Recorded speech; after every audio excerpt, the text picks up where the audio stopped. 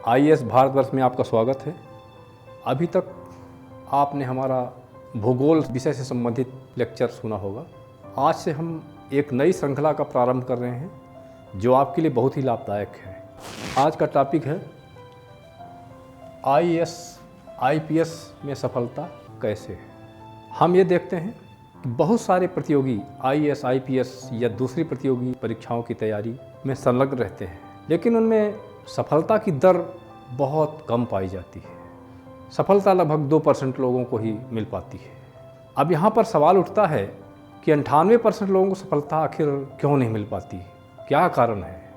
दोस्तों, आज का ज़माना बहुत विकराल है, बेहद जनसंख्या का युग आ चुका है और इस भरी जनसंख्या में गला काट प्रतियोगिता उत्पन्न हो गई है।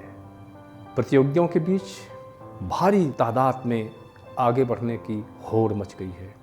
आप कल्पना कर सकते हैं कि आईएएस आईपीएस में दसों लाख प्रतियोगी आवेदन करते हैं।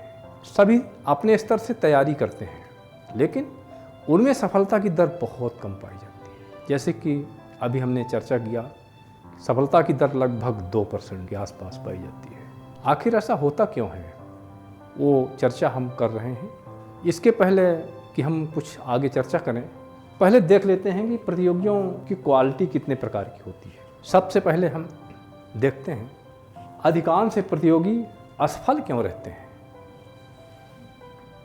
ये जो अभी हमने चर्चा की, 98% प्रतियोगी लगभग सफलता प्राप्त नहीं कर पाते, असफल रहते हैं। आखिर ऐसा होता क्यों है। आईएएस आईपीएस में कई प्रकार के प्रतियोगी भाग लेते हैं। कुछ तो अच्छे प्रतियोगी होते हैं जिनको हर तरह की समझ होती है, वो बहुत गंभीरता से आईएएस आईपीएस की परीक्षा को लेते हैं और जो आईएएस आईपीएस मांग करती है उसकी प्रतिपूर्ति ये लोग किया करते हैं और इन्हें सफलता मिल जाती है। लेकिन बहुत सारे प्रतियोगी ऐसे होते हैं जो आवेदन कर देते हैं और हर साल परीक्षाएं देते रहते हैं, मेहनत भी बहुत ज़्यादा करते हैं, परंतु प्रारंभिक परीक्षा भी क्रॉस नहीं कर पाते हैं। कुछ लोग प्रारंभिक परीक्षा क्रॉस कर लेते हैं पर मेंस में जाकर अटक जाते हैं, उनका इंटरव्यू के लिए सिलेक्शन हो ही नहीं पाता। कुछ लोग मेंस में निकाल लेते हैं, इंटरव्यू के लिए उन्हें कॉल आता है, लेकिन वो पूर्ण रूप से सफल नहीं होते, अंतिम रूप से चयन उनका नहीं हो पाता। और इस तरह से वो लगातार मेहनत करते जाते हैं, बहुत सारा मेहनत करते हैं, दिन भर रात भर पढ़ते रहते हैं, परीक्षाएं देते हैं, लेकिन परीक्षाओं का जब रिजल्ट आता है तो उनके हाथ उदासी हताशा ही लगता है और ऐसा करते करते उनके सारे अटेम्प्ट खराब हो जाते हैं। 1 साल, 2 साल, 3 साल, 4 साल, 5 साल, और जब 4-5 साल में इन्हें सफलता नहीं मिल पाती तब तक ये बहुत निराश हो जाते हैं। उन्हें लगता है अब हमारा लक ही नहीं है, हमारे लक में आईएएस आईपीएस में सफलता प्राप्त करना है ही नहीं, इसलिए हम अब ये काम नहीं कर पाते।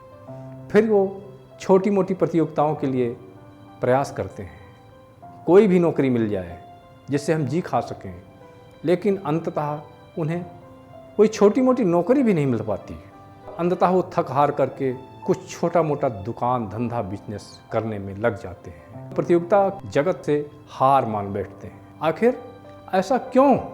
हमने पूर्व में चर्चा की है कि आज भीषण जनसंख्या का युग है, कंपटीशनर बहुत अच्छे प्रतिभाशाली आईएएस आईपीएस की परीक्षा में भाग लेते हैं। अब यहाँ देखना होगा, जितने भी लोग आईएएस आईपीएस की परीक्षा में भाग लेते हैं उनमें से लाखों प्रतियोगी ऐसे होते हैं जो टॉपर होते हैं, अपने कॉलेज के, अपने यूनिवर्सिटी के टॉपर रहे होते हैं। जब लाखों प्रतियोगी हैं तो पोस्ट तो केवल 1000-2000 ही होते हैं।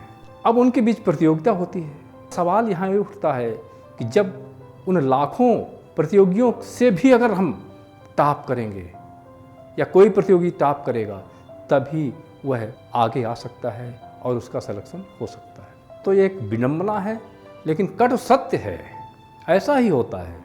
अब सवाल उठता है कि हम उन लाखों प्रतियोगियों से आगे आएँ कैसे। उन लाखों प्रतियोगियों से आगे तभी हम आ सकते हैं जब हम सुनियोजित रणनीति के साथ अध्ययन करें, तैयारी करें।